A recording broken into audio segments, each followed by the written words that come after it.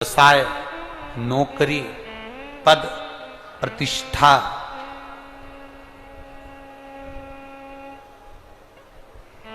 के लिए अगर हमें व्रत करना है तो मार्गशीर्ष मास का पहला सोमवार से इस व्रत को प्रारंभ कर देना चाहिए।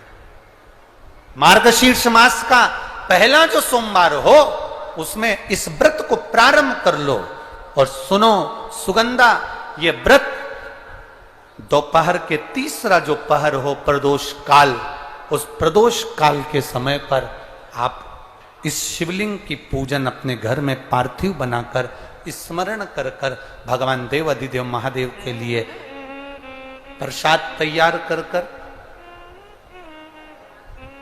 आप जिस भाव से भगवान शंकर का आटा सेक कर या चूरमा बनाकर या मलिदा बनाकर जो भी आप बना रहे हैं उससे 3 हिस्से प्रसाद के इस 16 सोमवार के व्रत में भी होते हैं। कितने हिस्से होते हैं? 3 हिस्से। पशुपति व्रत में 16 सोमवार के व्रत में एक अंतर भारी है। पशुपति व्रत में 2 हिस्से मंदिर में रह जाते हैं, एक हिस्सा अपने साथ आता है और स्वयं को खाना पड़ता है। पर 16 सोमवार के व्रत में यह भाव है, एक हिस्सा भोलेनाथ का रहता है, दूसरा हिस्सा भक्तों के लिए, शिव भक्तों के लिए रहता है और तीसरा हिस्सा आपके लिए रहता है। यदि पूरा ना पा सकें तो दूसरे को भी आपके हिस्से का प्रसाद दे सकते हैं, प्रदान कर सकते हैं। अब आ जाओ, बड़ा सुंदर प्रसंग।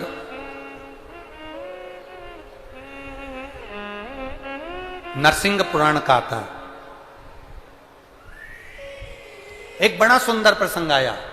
16 सोमवार के प्रसाद को कई माताएं जब 16 सोमवार का उद्यापन करती हैं, 16 जोड़े आमंत्रित करती हैं और 16 जोड़ों को घर में बुलाकर जब भोजन कराती हैं तो वो 16 जोड़े जो भोजन करने वाले होते हैं या 16 सोमवार के उद्यापन, हम तो आपसे यहां तक कहेंगे कि 16 सोमवार का उद्यापन अगर किसी के यहाँ मोहल्ले में, कॉलोनी में, घर में किसी के यहाँ हो रहा हो तो उसके यहाँ आप भोजन भंडारा खाने के लिए जाओ चाहे मत जाओ, पर 16 सोमवार का अगर प्रसाद का उद्यापन का अगर प्रसाद मिल जाए तो दोनों हथेलियां फैलाकर श्री शिवाय नमस्तुभ्यम कहकर, ओम नमः शिवाय बोलकर, नमः शिवाय बोलकर अपनी कामना कर कर किसी के अगर उद्यापन हुआ हो, दोनों हथेलियां फैलाकर उससे थोड़ा सा प्रसाद मांगकर उसी के दरवाजे पर खाकर आ जाइए,